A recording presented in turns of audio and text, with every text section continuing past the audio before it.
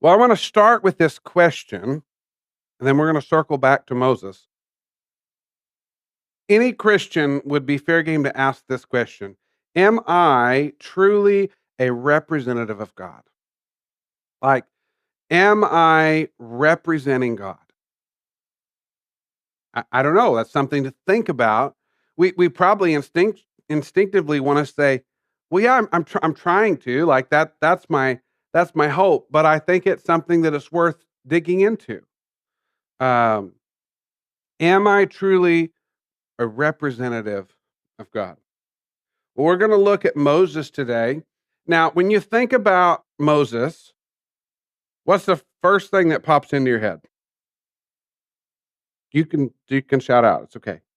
What's the first thing that pops into your head when you think about Moses from the Old Testament? What? Wandering in the desert. That's good. Did you say something? I thought I heard some. Parting the seas. What about the tablets? Yeah, 10 Commandments, right? Like that's that. So I don't know about you, but sometimes we can this Moses, like, I just want y'all to understand, like, I want to preach all of Moses. If you have any idea how much of Exodus that is, and there's like three distinct movements to Moses' life, so it's like there's a lot there, right? But I think for some of us, I know I'll just give you my story. If you would have asked me this a long time ago before digging into this and preparing this message, I might have first thought of Moses as like the lawgiver. Like, cause he went up on the mountain and God gave him the 10 commandments, which like that's significant, right? And Moses was a key part of that story. And that's true, but what I want to help frame today, as we've been doing when we go through this series, is we're looking at these are folks that are part of our kingdom family. Like these are folks. And so we're looking at folks in the context of their relationship to God. And Moses is a person that had like a close, intimate, personal friendship with God. And that made a difference, right? It wasn't just like Moses didn't just like have a good prayer life. Now it's good to have a good prayer life, but like it went beyond that. Like Moses' relationship with Jesus was not only intimate, I would say it was intense. Like there you couldn't really separate that from who he was. It just like he was, if I could phrase it this way, like he was a God person. Now, not in a way that we need to put him up on a pedestal, right? Because we're looking at these different family members of ours in the kingdom, and we're not putting them up on a pedestal because we're looking at how can we model after them? How can we step into the reality of some of what they represented? So think about this with me. The testimony about God from a true representative should show us how God really is, right? Like if we see a testimony lived out that's a true representation, that's going to show us how God really is. Well, we know the only perfect version of that is Jesus. Like Jesus is the perfect reflection of the Father. Jesus is the one we model our lives after. He is like the true testimony, the true representation. He even says, if you've seen me, you've seen the Father, right? And it's our position here that Jesus as a witness gives us, I want to phrase it this way, the undiluted truth about Jesus. When we're thinking about us and are we a true representative of Jesus, I would say most of us are, but is it maybe at times like diluted? Because maybe we sometimes have some narratives about God that maybe aren't quite right. Like maybe we've had some beliefs that don't exactly line up, and that's okay. Like we all have that. You know, none of us have our beliefs and our theology perfect, but what we present to the world as a representative of God is probably not like perfect, right? But I just like to think of it as like it's diluted. It's not like fundamentally changed, but Jesus represents the undiluted, like perfect picture of Jesus. And if we care about the truth of God's testimony, we should care about that more than like our rep, right? Like if I'm considering, am I a true representation of God's heart? I want to be more concerned about that than like how I look or what people think of me for becoming that representation. Our experience of God, like, working in our lives, how many of you have God, like, working in your life at some level, right? The experience of that is directly related to our understanding. The biblical word might be like our revelation of his love for us. Like, our narrative of what we believe about God. Like, do we really believe that he's good all the time, regardless of what's happening? Like, and I'm not talking about what we say we believe, because you can say you believe one thing, but if the way you live your life contradicts it, there might be some dilution, there might be some tension somewhere in your heart.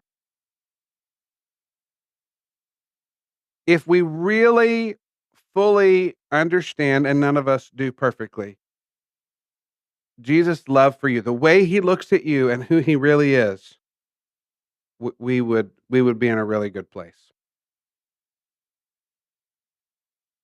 Moving towards that understanding has the power to change us all. Okay?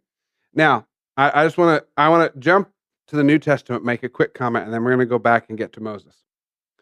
The reality of this conflict between God being who he says he is, like being accurate, true representation, Jesus claiming to be God, was like the source of all the conflict we see in the New Testament between Jesus and all the religious leaders of the day. They were looking in terms of, but this is what the rule book says. And Jesus is saying, I've come to fulfill the rule. Like I've come to do something different. I am from God. They had a picture of the Father that differed from what Jesus was showing. Does that make sense? The religious leaders of the day had a picture of God as Father that differed from what Jesus was showing, and so they began to question his testimony. All right. So back to Moses. Do we see Moses as the lawgiver, or do we see Moses as a person who was a participant with God? And we're not going to go deep into the story. I'll give you some places to read if you want to dig into it more. But Moses was a participant with God in some of the most powerful displays of God's power, like pre-cross of Jesus. Like he's not an insignificant character in the story. And as I already said, he had this fully integrated relationship with God. Fully integrated, like it wasn't just like something he tacked on. Do you realize that that's actually our goal? Not just out of Sunday morning, but like our big picture goal is that we want to, for ourselves and for those in our community, like we want to move towards a fully integrated life with God. And that doesn't mean you have to become somebody different, right? Like you can be who you are, but we want a fully integrated life with God means I'm not just with God when I come here on Sunday morning. I have this integrated relationship so that in whatever context I'm in, I can be with God, I can be a participant with him, and I can also still fully be myself. God doesn't need you to show up as somebody that has things just all cleaned up on the outside. Like he doesn't need you to show up and pretend. This is a little countercultural, but my hope for us as a community is that we would model that we don't expect folks that come into the community to be all cleaned up or to pretend that they've got it all together, because hopefully we can model vulnerability and honesty in saying, we don't have it all together. We don't have it all figured out. And it actually like opens the door of receptivity to say, but we're just on a journey together. We're on a journey together trying to figure out what it is to live the Jesus way, being authentic, being real, but also being supernatural in whatever context Jesus has put us in. So Moses was that kind of person. And I want to look at that. We're going to go to Exodus 34. If you've got a paper Bible or a Bible device, you can jump there. We're not going to read a lot because, as you know, if I read big chunks, then I have to talk too much, and we're not going to have time to dive into everything. But let me give you just a little bit of a synopsis of the story. So Moses and the Israelites have been on a traveling journey, and at one point, basically, Moses goes up on the mountain to be with the Lord, and this is where he gets the Ten Commandments, the story that we referenced earlier. Meanwhile, as Moses is up on the mountain with the Lord, the people are like, well, we don't know what happened to Moses. We don't know if he's coming back. We're kind of getting tired of waiting. We want a God to lead us. So they start basically prodding and poking Aaron. Well, make us a god. Make us something to lead us. And they melt down all the gold. If you know the story, they make the golden calf to worship. And so all of this transpires. And then Moses is coming back down the mountain, having spent time with God. He's got the tablets. And then he's like, what in the world? And I like to call him Mo. Mo gets like angry, like, because he's like, what in the world? Like, I haven't really been gone that long, and you guys have just like made a whole new God, and you're just like totally off the program. And he was angry. And I would take that a step further, say, I think God was, I would probably use the word disgusted. Like, because his people who he had led and cared for and whatever, like they completely lost the program. They're like, no, we're gonna do this other thing. So it turns out that Moses says, I'm going to go spend some more time with God. I'm going to go back up on the mountain. And how many of you can relate? Like, sometimes I just need to withdraw from that tense situation and go be with Jesus so he can set me right again, right? So, like, I can attack my problems in a healthier way. Well, he goes back up on the mountain, and this is where we're going to pick up. This is Exodus 34, verse 28. Moses remained there on the mountain with the Lord 40 days and 40 nights. In all that time, he ate no bread and drank no water. And the Lord wrote the terms of the covenant, the 10 commandments on stone tablets. Now, I just want to pause here. Even right there, we've already seen a miracle. I don't know if you know this, you probably do. Most humans can't survive 40 days with no water. Like God, but I just, Moses had a relationship. He had cultivated this space with God where God could literally sustain him. So he spent this time, but he's doing this because he's just like all of us. He probably doesn't know what to do next, right? Like so he and this is a great thing for us to do. When you don't know what to do, spend time in intimate worship with God. And I'm not saying that that's like a magic formula that you're always going to get like the instant, cookie cutter answer to your problem, but you're never going to regret it. Sometimes God's going to give you the answer. Sometimes you're just going to adjust your perspective. But Moses had a relationship where when he got stuck, he went back and spent time with God. I think we would do well to remember that. The first thing that I want to draw out of this story, and we're going to look at another couple of verses here in a little bit, is that relationship is a long-term development. What Moses experienced on the mountain with the Lord, where he got this revelation that turned into the 10 Commandments, which it's like a significant thing for us as Christians, was not the result of like bumping into God on a whim. He had cultivated and developed a long-term relationship with God. Now, You think, "Well, that makes it." No, that should encourage you that wherever you're at right now in your spiritual journey, you don't have to have arrived. You can continue to cultivate, and God will use you to do things through you wherever you're at on that journey. But we always can be moving forward. We always can be cultivating a long-term relationship with Jesus. I've used this phrase before, but we need to be careful in our relationship with God that we don't get so hung up on visiting with God, whether that means like I don't think about him till I come to church or I wait till I'm in trouble and need help. We don't need to just visit with God when we bump into things. We need to habitate with God. Like we need to live with him 24/7. We need to be aware of his presence and cultivate that long-term relationship. I want to flip over and do a New Testament connection to this. If you flip over to Romans 7, verse 4, this is out of the New Living Translation. So, my dear brothers and sisters, this is the point.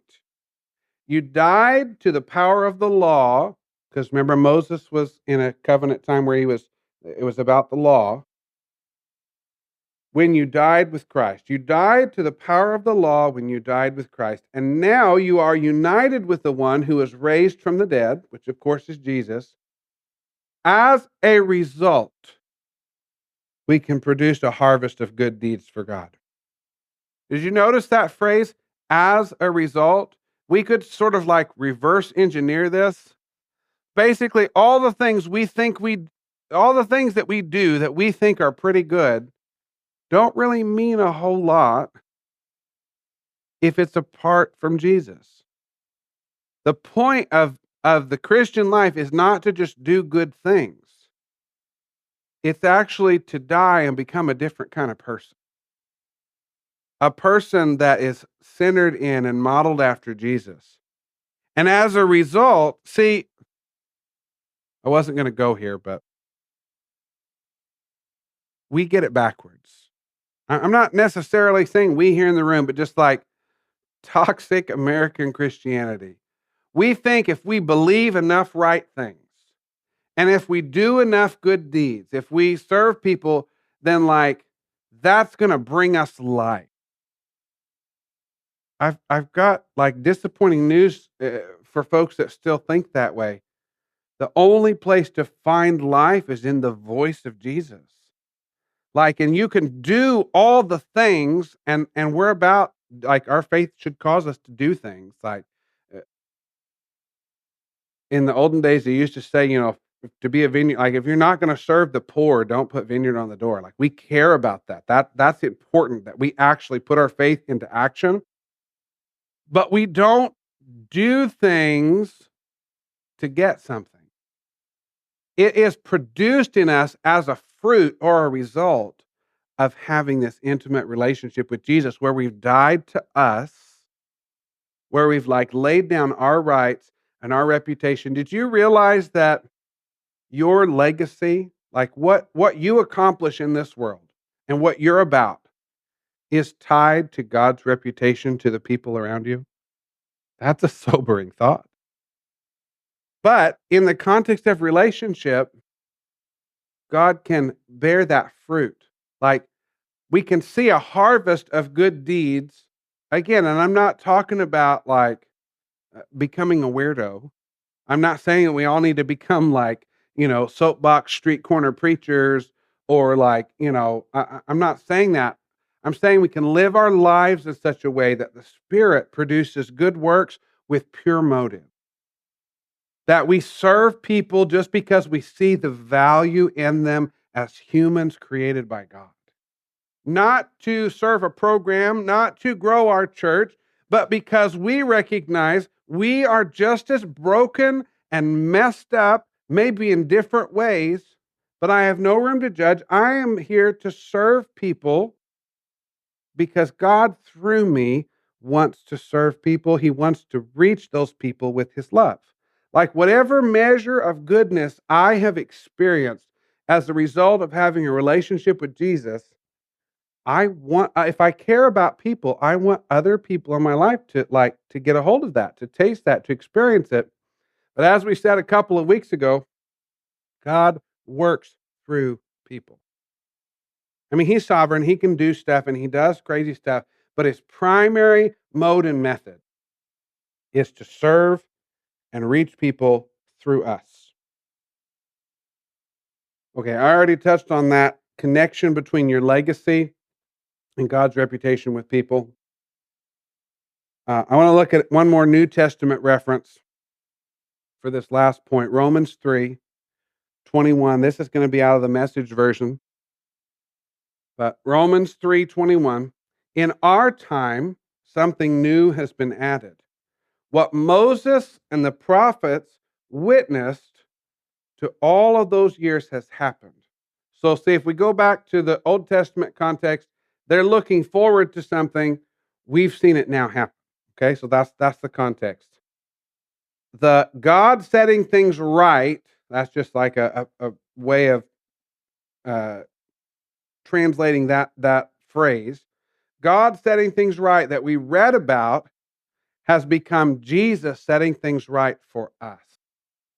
In other words, what we've read about in the stories has become a reality for us now. So that's what makes it not just a story. It's a now thing. You jump down to verse 24, it says, out of sheer generosity, he put us in right standing with himself, a pure gift. He got us out of the mess we're in and restored us to where he always wanted us to be, and he did it by means of Jesus Christ. See, this is another one of those Christianese words, and the words themselves are not bad, but often if we don't have clear meaning, we don't quite get the power of it. This is what redemption is all about. God has taken what was and brought it into something new by means of Jesus.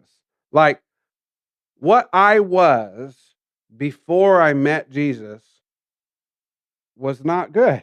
I mean, and everybody's story in that is different. You might think you were pretty good. Like, I mean, oh, I didn't do, like the worst things that somebody could do, or maybe that is part of your story. Regardless, what I was, who I was before Jesus has been redeemed. And that doesn't just mean like changed and tweaked a little bit. It means taken back to like the original intent.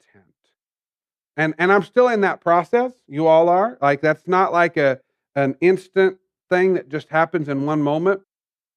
But God is redeeming us. He's taking us from where we were and restoring us to what he designed us for. Did you know when Jesus looks at you, he sees you in your full potential? Like he not just like he thinks about it and believes it, but like I think because he sees outside of time and space, he's like he knows what your life can lead to. He knows how good it can be. And his job by his Holy Spirit is to help move you in that direction, to help redeem you for what you were made for. And in the one sense, we're all made for God, but there's a specific way that you were created and wired to have a positive effect. And I don't just mean that in a general sense. I mean like a God difference on this world. There's a unique way that you can partner with him to see not only your life changed, but to like put your fingerprints with God on the redemption of the world, to actually see things move in the right direction. And if you scroll through X and read the news headlines, it probably doesn't feel like things are going that direction. But I want to encourage you not to be like led by that. God is redeeming the world. He is moving in a direction of redemption. And my question to us as we get ready to wrap up this message looking at Moses is how do we, as the people of God, create redemptive possibilities for the people around us? That's the big question. And I'm not going to fully answer that for you here this morning. But I think that's a question worth wrestling with. How can we create redemptive possibilities? And see, all I'm saying is that we need to create the opportunities. See, God does the redemptive work. Like it's not on me to redeem you or to redeem my neighbor. but I can be a part of creating those opportunities. And you wanna know one of the best ways to do that? I'm gonna introduce a phrase called relational evangelism. Now, I'm just gonna give you, like, a short we can dive into it more later, but most people, when they think of evangelism, when they think of sharing their faith, it's, could be called, like, initial point of contact. Like, I meet someone, and my purpose is to immediately tell them about Jesus, and I'm probably never gonna see them again, and I'm not saying that's, like, thrown out, that, like, you never do that. But some people's whole concept, that's not very people-centric, right? Relational evangelism says, I, as an agent of redemption, as a representative of Jesus, am going to engage in relationship with people, not to see them as souls to win, but because I see them as valuable humans created in the image of God, and I'm just going to create relationship with them. And yeah, over time, that might create opportunities for for God conversations, for questions, But what I'm saying is, I want to show up in that relationship just as my authentic, spirit filled, Jesus following self and trust God's redemptive process to be worked out rather than trying to guilt trip people with, bashing them over the head with scripture when I don't know them. Like, do you understand how much it makes a difference to have like a heart to heart, you know, God conversation or life conversation with someone that I've cultivated a relationship and a level of trust with versus the random person I meet on the street that I mean? Now, again, God will sometimes lead you to do that. That's fine. That's in bounds. But I'm saying the primary thing is that we need to get better at developing relationships with people so that we create safe spaces for people to ask God questions, for people to have those opportunities. And I know that I've just like opened a whole can of worms, right? Okay, how do we work that out? What does that look like? Well, that's something I think we need to explore. But it's one of the best ways, I think, for us that we can begin to create those redemptive possibilities. And we can take the can any of you, like, maybe you've had this desire. I would love to be a part of someone else's God story. But if you're like me, can you just, like, breathe a sigh of relief that that doesn't mean you have to be responsible for the results? Just like, oh, because sometimes we can carry that. Be like, I can't engage with sharing my faith because I don't think I'm good at it. I don't know. I didn't go to Bible. We have all these reasons.